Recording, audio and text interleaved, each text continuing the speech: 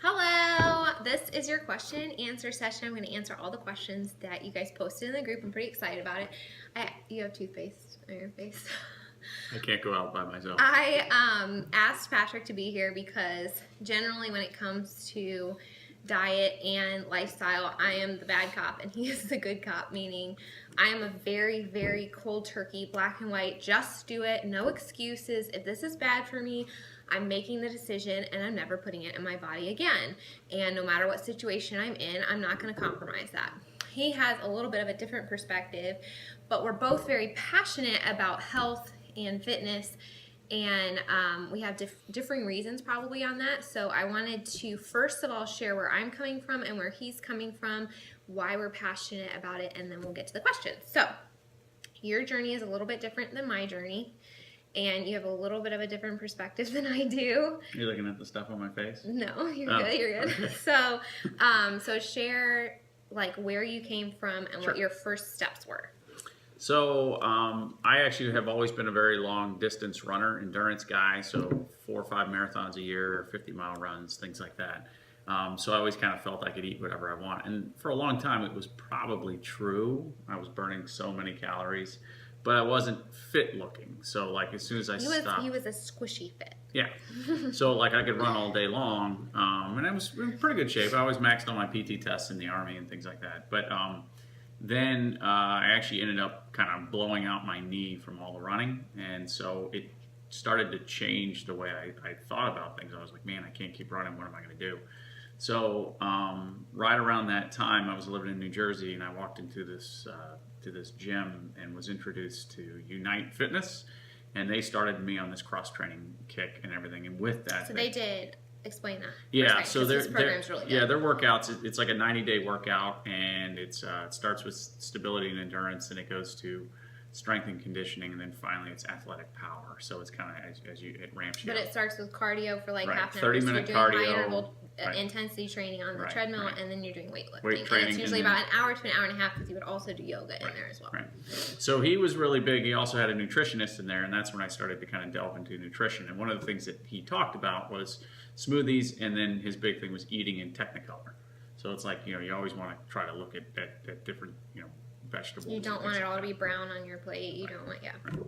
So I started to look at that, and I just actually at about that time, Keegan and I moved to Ohio, and I really got into smoothies and sampled a lot of things with smoothies, and was trying a lot of He different means things. green smoothies, Yeah. like the ones that taste like grass. Like Yeah. he got really into the hardcore smoothie Right. stuff. I was and that's dumping- when I met him, and Yeah. it was, he tried to get me into it, and it was tough. So between doing the But it's program with Gavin at Unite Fitness and the green smoothies, I actually ended up being kind of like his showcase guy for the online program. And actually, He's trying to say he got really in good shape. I got in really good shape, got really lean, and kind of saw the results of that. Now I was still cheating. Like Keegan and I would still go get goldfish and pretzels and the occasional drink and things like that. We would still do that. So talk about when you started switching, when we changed our diet, and why do you think that's beneficial?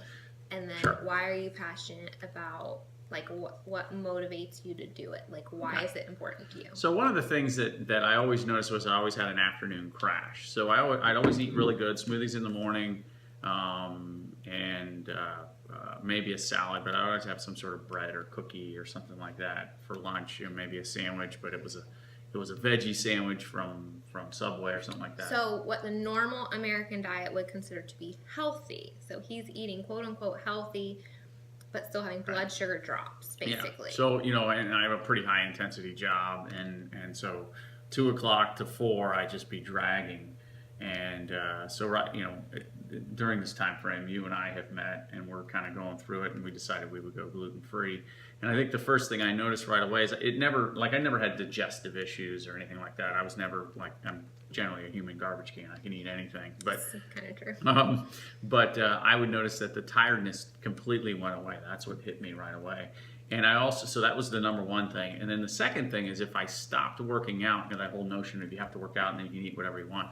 One of the things I retained once I got gluten out of there, that whole, kind of getting that off of my plate, I retained that leanness that lean, fit body. When so you're it not stayed working there. out an hour and a half a day like you were on his program, Right, you're still maintaining the weight and you had more energy. Yes. Even without the working Right. out. When you changed your diet. Yeah, absolutely. So then once I would be able to work out, because I've had a couple injuries here and there. Once I started to work out, then it was like instant results, like within a day or two.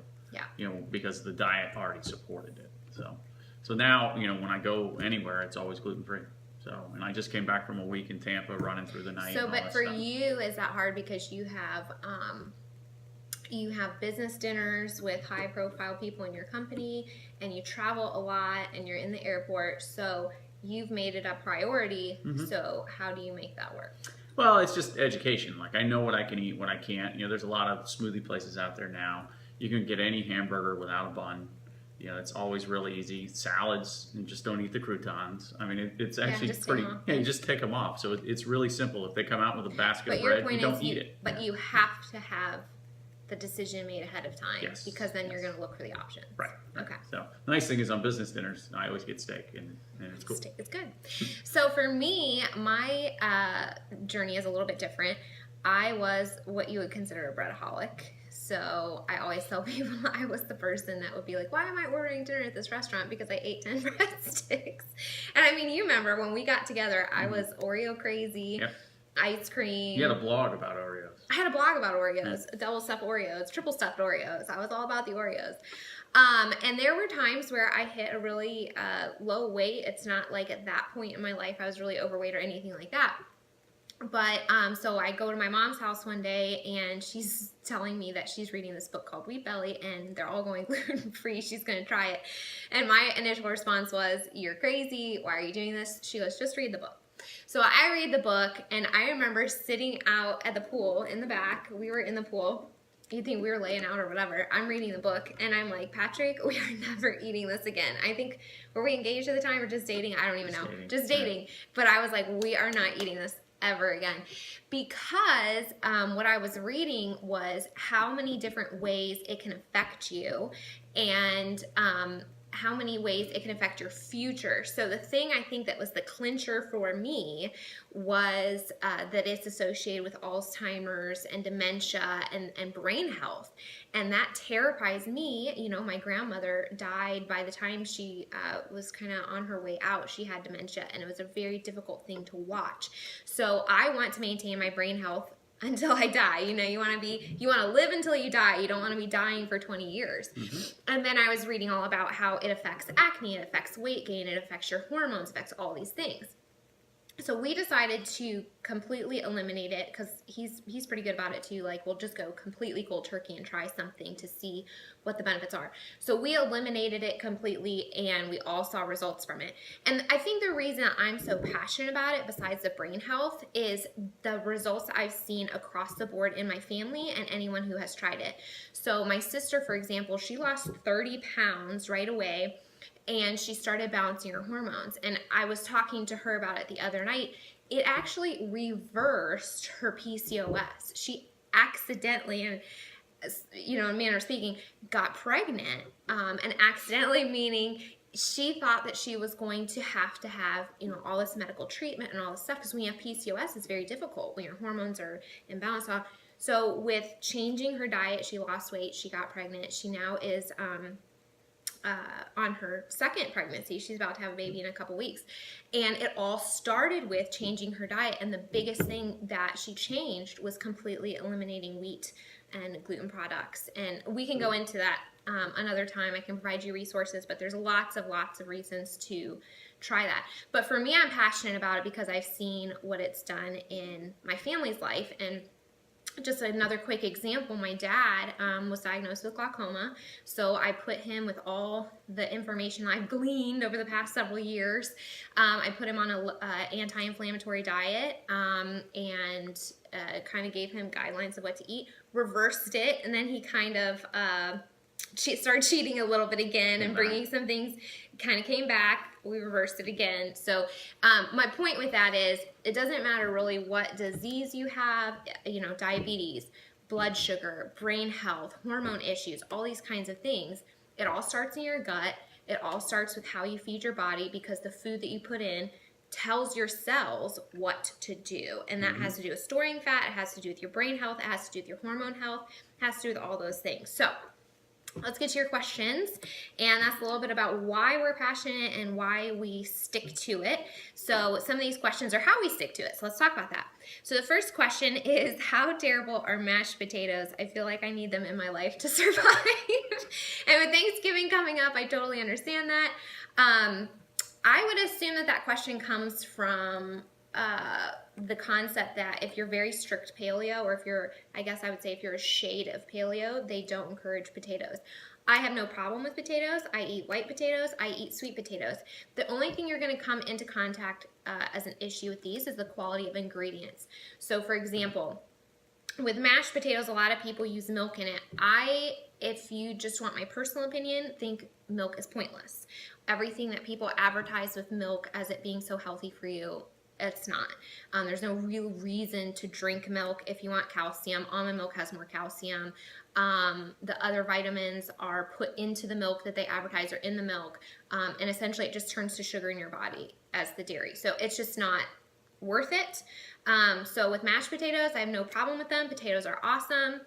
You do mashed sweet potatoes, you do regular potatoes. I think don't sweet potatoes have a higher level of carbohydrate in them? Well, sweet potatoes are the slow digesting carb. Yeah, so they have more vitamins and minerals, and they're a little bit more of a slow process. So if you're doing endurance runs, sweet potatoes are more effective as a carbohydrate source than normal. But there's nothing wrong with regular potatoes, and I would put grass-fed butter in them. Again, the quality of the ingredients is what's important. So maybe splash a little almond milk in there, and a couple tablespoons of grass-fed butter. If you need sour cream, just a little bit, not 14 pounds of it. Well, again, dairy. I'm not a fan of dairy. I don't recommend sour cream, but if you have to have it, a lot of people find Greek yogurt is a good substitute. So if you aren't sensitive to dairy, Greek yogurt would be a good option, but either one. Okay, 2, how do you navigate holiday parties? So we may have a different answer to this, believe it or not, but I am of the opinion, just say no. So if I like to share, I was reading through Whole30. You've probably heard about Whole30. It's a very popular diet right now because it's very strict. It eliminates all your sugars, all your processed foods, and it's a 30-day, 100% whole food, real food diet. I'm a fan of that because essentially that's our ultimate goal, right? Like we all have to start this video agreeing that whole foods is better than processed foods. If you don't agree with that, you should probably just stop the video and not listen to anything we're saying. But Whole30 is very strict. Now, when you read the book, it's kind of funny because at the beginning they go, I hope you are all beyond 7th grade peer pressure. So, we're all adults here. Just say no. Yep. It's really okay. So when I go to a party, whether it's a barbecue or a holiday party or somebody's house, I will I already know, like we talked about a few minutes ago, I already know what my non-negotiables are. And my number one top priority non-negotiable for me is I will never put bread, wheat products, or gluten in my system knowingly, period. I don't care where I'm at. I don't care who's offering it. There's always a way to say no.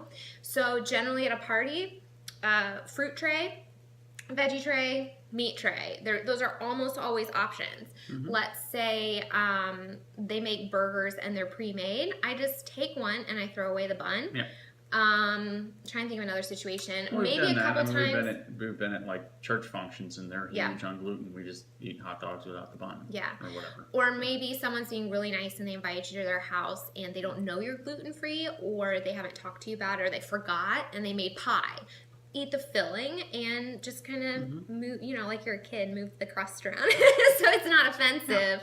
But if they happen to ask, you can just say, hey, this is something I found that's not good for my body.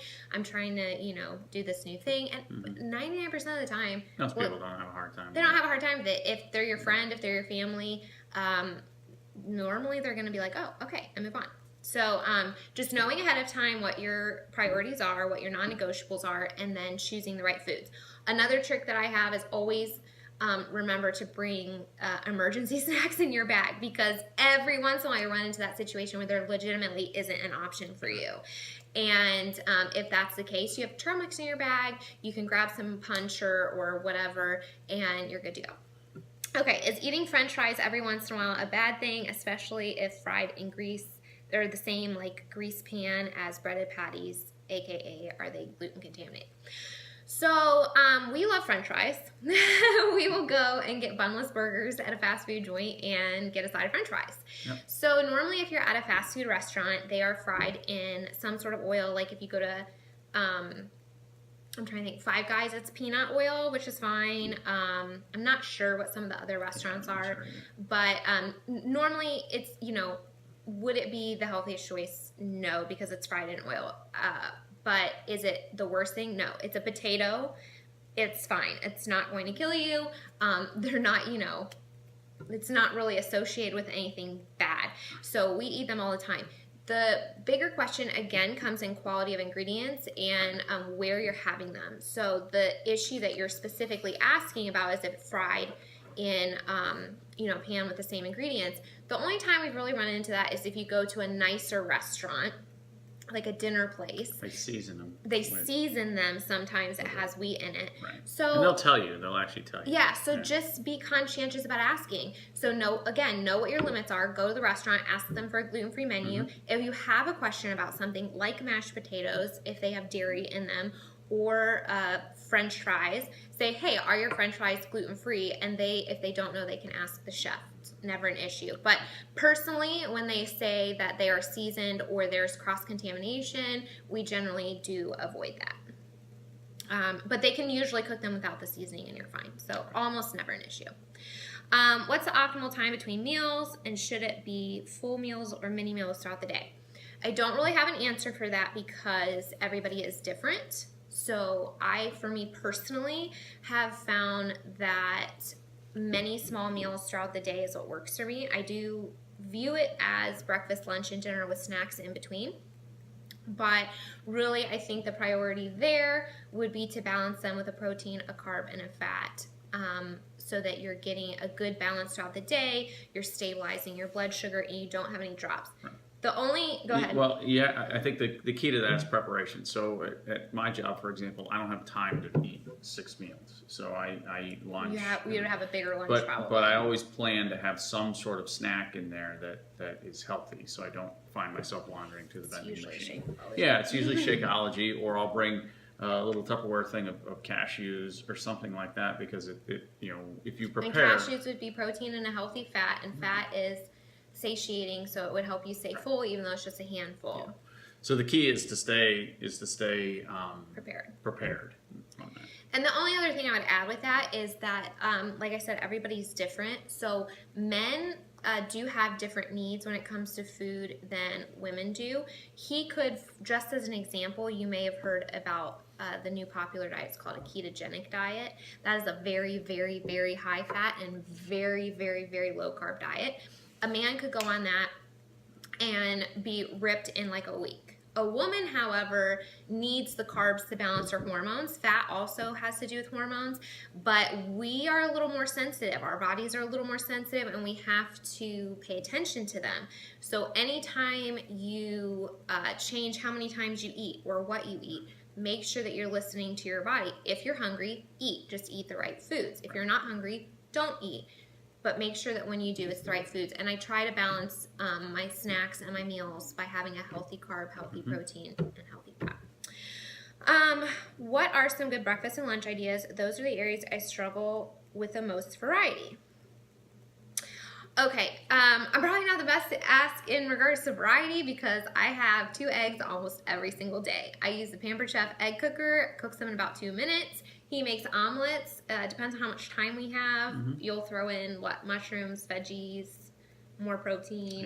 Yeah. I'll do bulletproof coffee on occasion. Bulletproof, explain that. Okay, so bulletproof coffee is essentially just black coffee. You brew your coffee normally, and then you put in a tablespoon of grass-fed butter and 2 tablespoons of coconut oil, and you mix it all together. And why is that beneficial? Well, it's essentially like a meal because it's high in fat. Yeah, so if you did that and you were all the way up with 3 to 4 tablespoons of those, it would be 300 to 400 calories, and that would be your breakfast. But because it's such high fat, it would be very filling, so that's okay. Yeah. And I'll do that sometimes if I'm in a hurry.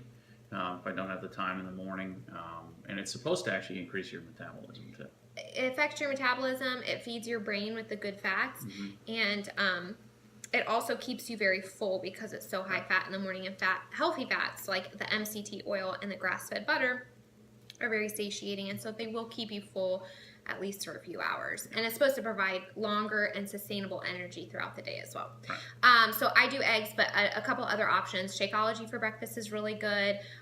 Any kind of protein. What you want to focus on in the morning, while yes, you are balancing it with a healthy carb, fat, and protein, you do want to make sure you get protein. The typical American diet is very carb and sugar laden. Yep. And it Cereals, starts, pancakes, syrup. Yeah. All that stuff. Toast. Waffles. Yeah, all that. So you really want to avoid that. It's just going to spike your blood sugar, cause you to be tired, fatigued, puffy, whatever.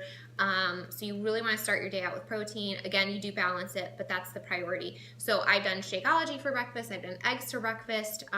Eggs with guac, green smoothies, and you can add nut butter in there. And what was the other one I was going to say? Oh, leftovers from dinner, because dinner is usually, a meat with maybe a vegetable, maybe a carb and fat, but a lot of times I will actually do leftover dinners for breakfast, and that is almost always what I do for lunch as well, is leftovers from dinner. It keeps it really simple. I make big dinners because we have 3 in the family, and then we'll have lots of leftovers. He can take them to work. I will take them for lunch. One of my favorite things to do for lunch is essentially that eat in Technicolor again, and I'll usually put a whole bunch of kale or spinach or whatever, and then peppers, tomatoes, mushrooms, sunflower seeds, a whole bunch of olive oil on it. For a salad, you're saying? Yeah, for a salad. I love dumping my salads full of olive oil. I know you're not a big fan of that, but I love I'm not a big fan of it just because of the flavor. Yeah. But in regards to the health option, olive oil, you can dump as much olive oil and then put some pepper on it, and that's essentially I could eat that every day for lunch. Yeah, as long as you have protein. So the thing with salads is... I'll put an egg in it. Yeah, so or leftover meat that we have, or bacon. So salads are great, but you do absolutely want to make sure that you have protein with them, and maybe even a healthy fat like some avocado. Or the olive oil would be great. Okay, if you had to choose a calorie goal each day, what would it be? So this is always the question, right? How do I count my macros, and how many calories do I need to eat in a day? While it will vary a little bit person to person based on male or female and activity level, I would say almost always the minimum you want to shoot for is 1,800 calories. And that's the one thing that I don't really like sometimes about these meal plans, is that they allow you to go 1,200 calories for, so many weeks while you're on the meal plan. That's not good, and here's why. It tells your body that you're depriving it, and that's going to do a couple things. It's actually going to slow your metabolism down, and so you're going to end up getting used to eating more food or less food, and it's going to be full, and you're not going to see the same results where you could be eating a lot more food and not be gaining weight. And if you do it for a long period of time, which a lot of people do, yo-yo dieters and chronic dieters, and hey, I just binged, so now I have to starve myself.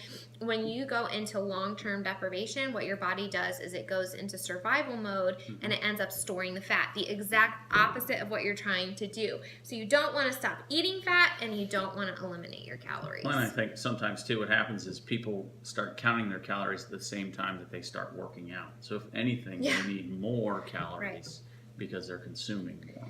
Yeah. So I would definitely say try to up your calories. Almost everyone in America eats too little fat, healthy fats, because 50 years ago they were told it was bad for you, which it's not.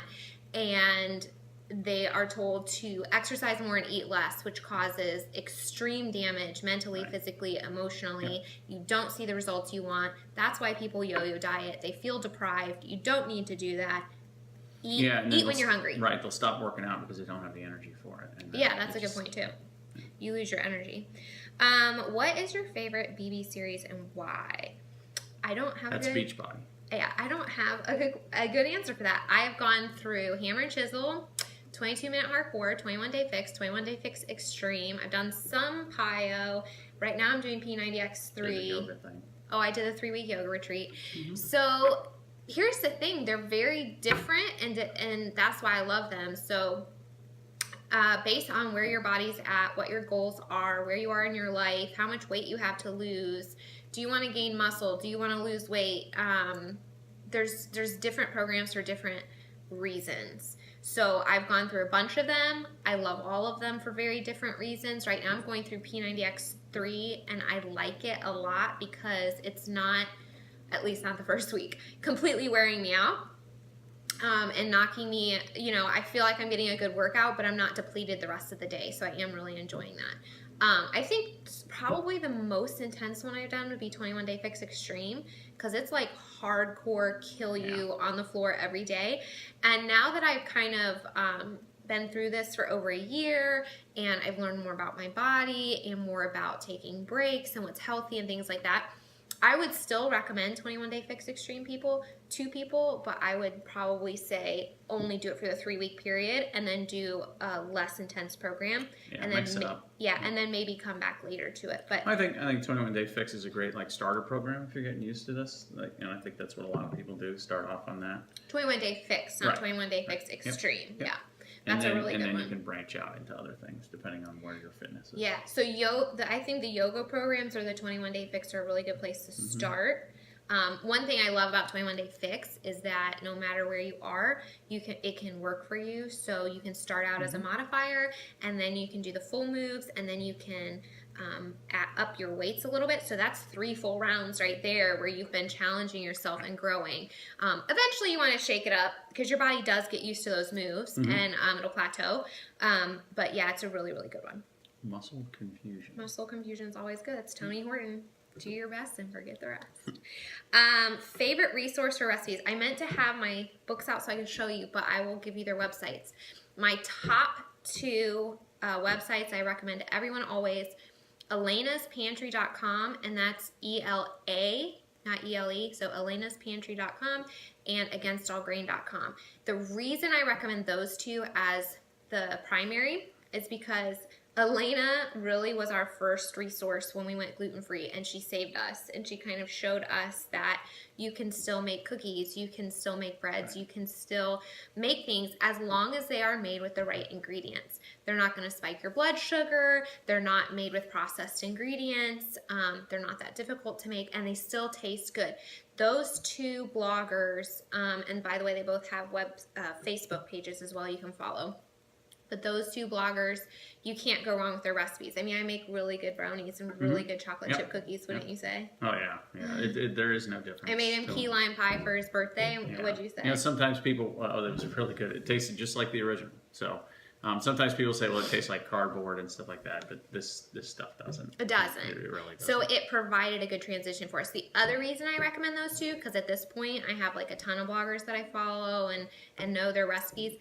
But the other reason I recommend those 2 is because when you're starting out, you don't want to get overwhelmed with a million different ingredients. Right. And you don't want to be like, I have to buy tapioca flour and chestnut flour and almond flour and xanthan gum and all this kind of stuff. And you're like, I've never heard of any of these. This is overwhelming. And it costs a fortune. Yeah. These people, Elena and Danielle Walker, they both use almost all of their ingredients overlap. So pretty much you're going to end up needing coconut oil, almond flour, and coconut flour, and you can make all of their recipes because you'll have everything else like baking soda and vanilla and things like that. So I recommend them because the quality of their recipes is very, very good, and because it'll keep it simple for you up front.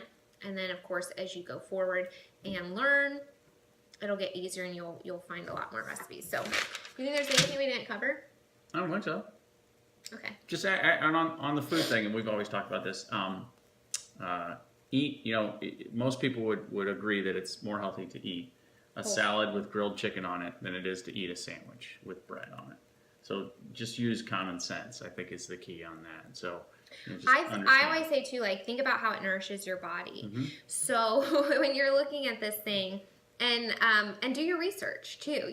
Read the articles. If you need websites, I'm totally willing to share them with you. Believe me, I love talking about this stuff. You can't tell it's a 30-minute video, but But absolutely, look at your food and say, what is this doing for me? Is this feeding my brain? Is this feeding my future? Is this giving my body what it needs? Because at the cellular level is how your body works. And what feeds your cells is literally what you feed your mouth.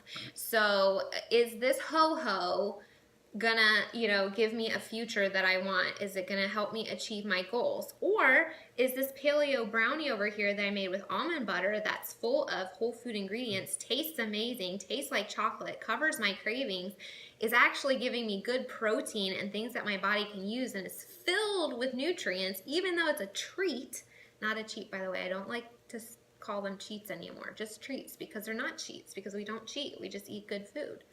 But your body is gonna respond to that completely differently than it is a ho-ho. So look at your food and ask yourself, what is this doing for my body? Is this helping me or is it hindering me? And then you have your answer. Oh, the only other thing, they didn't specifically ask this, but I get asked a lot, is family. How do you deal with family members? You just write them out. You never contact them again. So in my house, I do the grocery shopping, I do the meal planning, which means this guy and that guy eat what I eat. So I do not ever make Keegan special food. No. Ever. No, I never make him. I never make him special food. And ever. if we have guests over, they eat what we prepare. So And here's the thing: people think, oh, you're eating healthy. It's got to be boring. Blah, blah blah. We have steak. Okay, you have your friends over. Make some steak, some mashed potatoes. It's totally healthy. He'll drink beer. I'm not. I don't necessarily condone that, but I do. So you're having some friends over. You guys have tried the paleo shepherd's pie at this point. If you have someone that is a meat and potato lover, boom, there you go. Tastes amazing. They don't even need to know it's healthy. And that's the thing. Sometimes you don't need to talk about it. You know what I mean?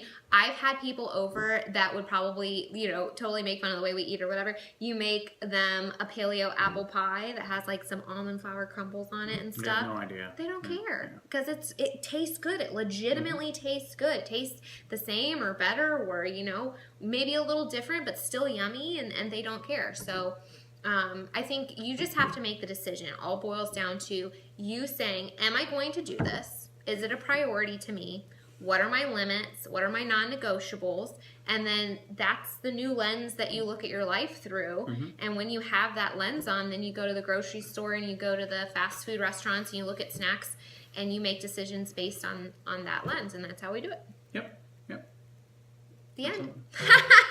If you have any other questions that came up through this video, post them. We'd be happy to make another video and answer any other questions that came up. Bye. Thanks.